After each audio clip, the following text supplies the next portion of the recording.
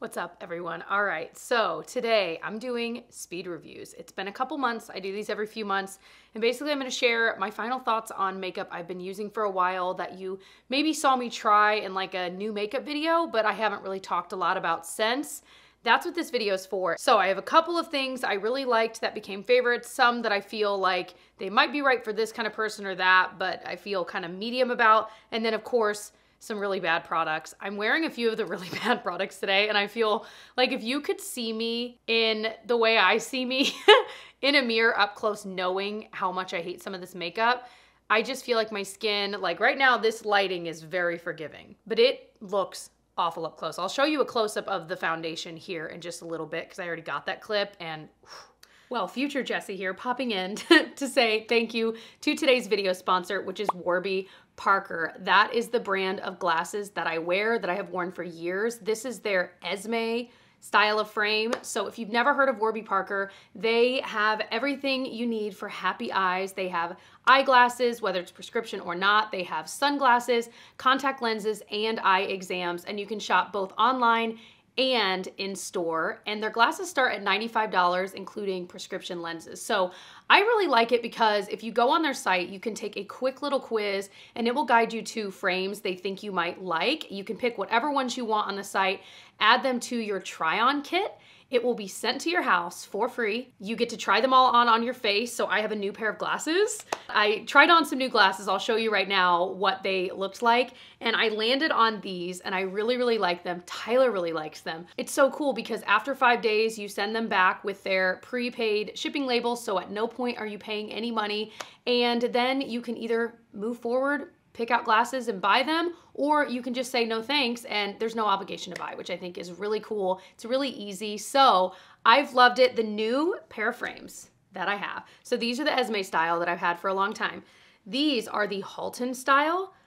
Tyler was a big fan of these on me, which I thought was interesting because I liked it because it felt a little bit trendier and a little more updated. But yeah, I was excited that he liked them on me too. And my other thing is, I like when I don't have makeup on, I think I look cuter with glasses on than just like without.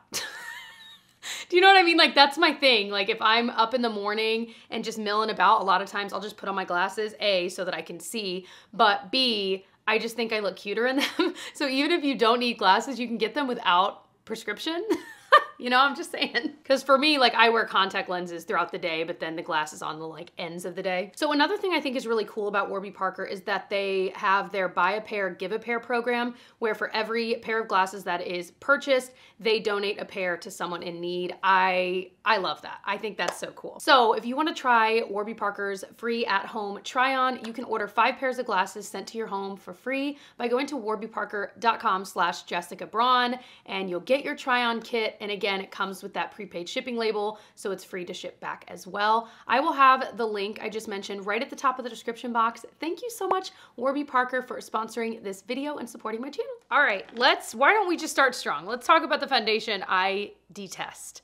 And I'm really sad about it because I just bought this like very recently. So it's from the brand Say. It's their Glowy Super Skin Foundation. It's like their Hydro Bounce, whatever it's called. It had a really long, cute name, but too long. But anyway, also I hate it, so it doesn't matter. This, it looks so bad on my skin. So let me just show you the close-up. What I'm trying to show you here is how it emphasizes any bit of like dryness. It just looks weird on the skin. Like it just looks weird. I don't have a lot of products that I've tried in the past decade that have looked like this on my skin. And the thing that always peeves me is that a lot of people will say, oh, well, you have to apply this one this way with this thing and nothing underneath, and it's got to be with this brush and blah, blah, blah. And I'm like, no. If I'm paying $40 for a foundation, there should be no rules. I should be able to make this look good in multiple ways, not in this one hyper-specific way. Now, if you already owned it and you're trying to make it work, I think that's one thing. Like, of course, you've already spent your money, you're gonna try to make it work. But you know what I'm saying. Like, if I'm here recommending something to you, this is not something I would recommend because supposedly, I'd read in a few places like, oh, well, that's one that you wanna make sure your skin is completely dry. Like, you can't put anything underneath it. It needs to be applied with a brush, not a sponge. But the problem is when I apply it with a brush, hold on, I'm coming in really hot, hold on. I have a lot of spit in my mouth as well. I've got a lot going on over here.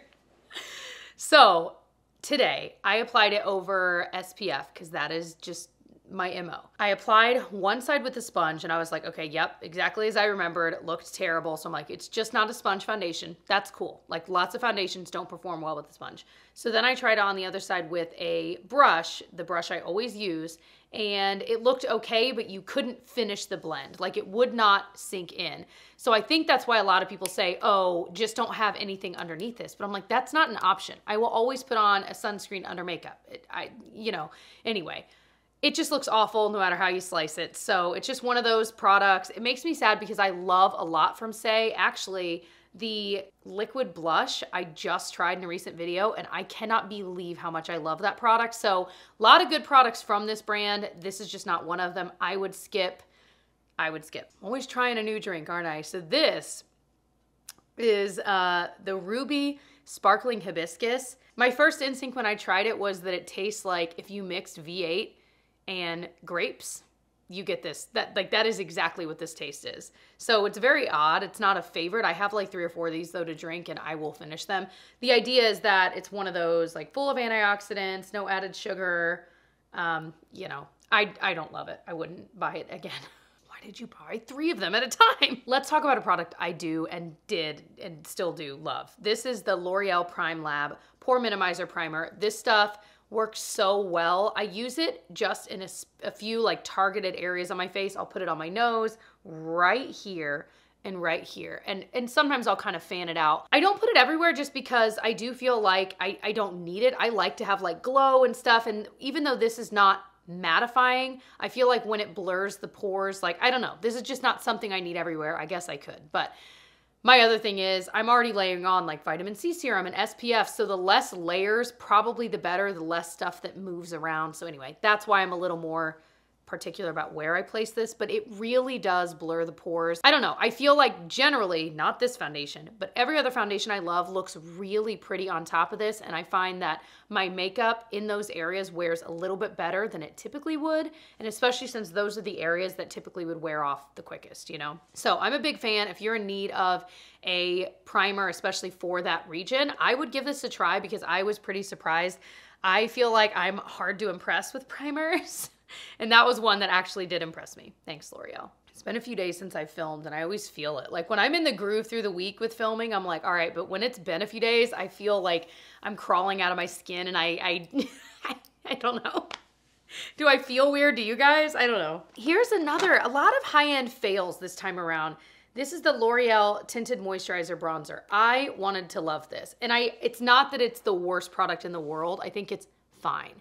But if you have not bought it yet, I wouldn't. And I am someone that I like a more diffused bronze look, but I almost always wear bronzer. Like if I'm doing my makeup, I don't skip bronzer. It's one of those steps that for whatever reason, I just can't skip. I feel like I look bizarre without it if I'm doing all of the steps of makeup. This stuff just blends away. And no matter how I've messed with it, I think it can look really pretty, but because it does have that more like low key, like not totally transparent, but like a little bit translucent look to the bronzed color, it really easily blends away even when I use the darker color. Again, I don't think it's terrible. I'm gonna still continue messing with it. If I can land on a way that works, that would be great. But you see what I mean? Like it just, in theory, I should like this because I like that kind of look, but I don't. It really is too much to the point where it just blends away versus just kind of looking more natural. So not worst thing ever, but not one that I would recommend you guys spend your money on.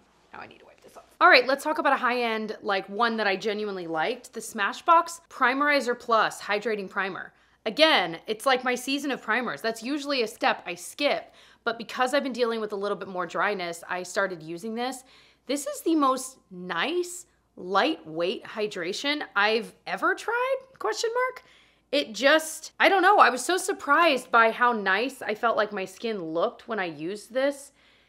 And it blended in quickly. There was no weird pilling, which that's the thing. When you're needing moisture on your skin, but you're also putting on makeup, it can be really tricky because the thicker the moisturizer you put on, the more likely it's gonna, pill up, etc. And this is one that I didn't feel like I needed to wait a long time for it to sink in before going in with makeup.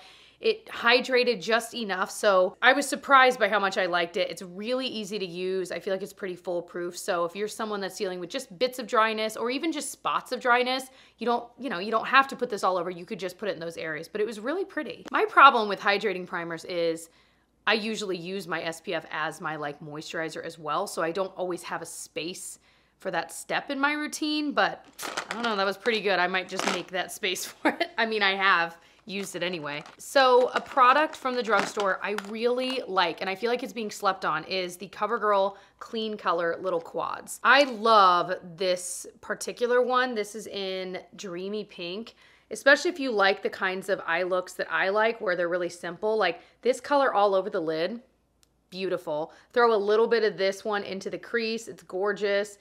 This to deepen it a bit. Again, I love this one all over the lid. So it's just one of those products that I actually use all of the shades. I think the pigmentation is really pretty. The finished look looks really high end, like really blended.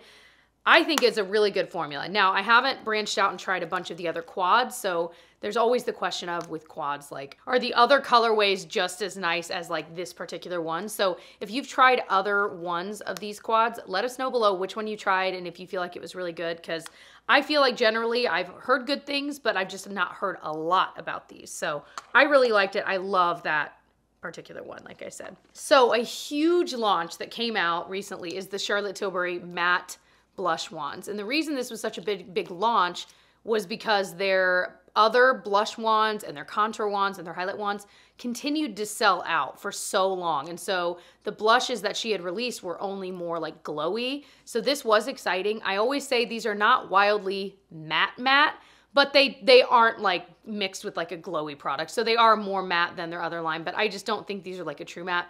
It doesn't really matter.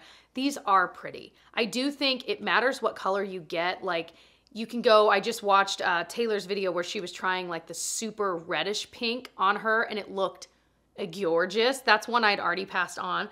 Now I'm like, darn it.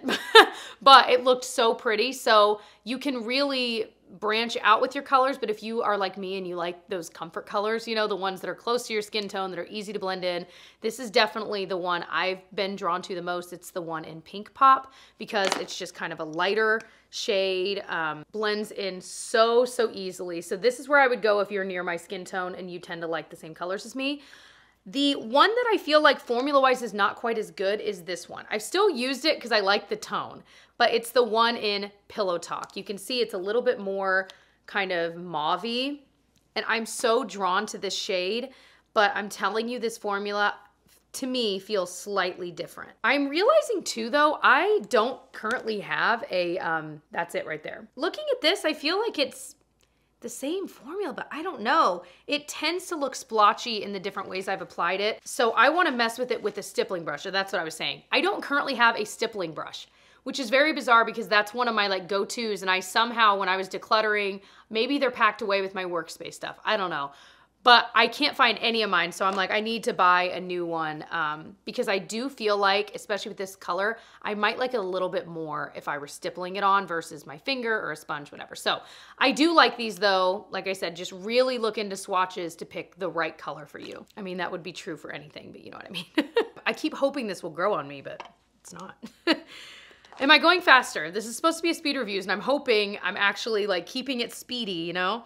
So here's a product that I feel kind of medium about. It's the Dior Forever Skin Correct Concealer. There are people like, this is their holy grail concealer.